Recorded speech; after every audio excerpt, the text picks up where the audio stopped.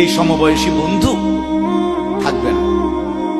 তুমি যেদিন কবরে যাইবা এরা কেউ পাশে যাবে না। তুমি যেদিন হাসরের ময়দানে দাঁড়াইবা সেদিন কেউ দাঁড়াবে না তোমার সাথে। তুমি যেদিন আল্লাহ তাআলার মুখোমুখি হতে হবে সেদিন এই বন্ধু কেউ থাকবে। ফাইদা নুফিখা ফিস সূর ফালা আনসাবা বাইনাহুম ইয়াওমাইদিন ওয়ালা ইয়াতাসাআলুন।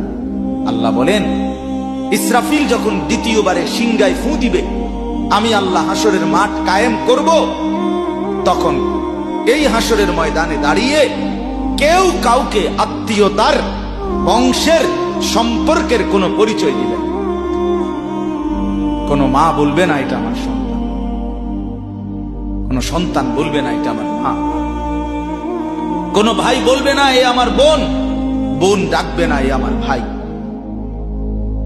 ওয়ালা ইয়াতাসাআলুন, কেউ কাউকে জিজ্ঞেসও করবে না কেমন আছে, কে কারে জিজ্ঞাসা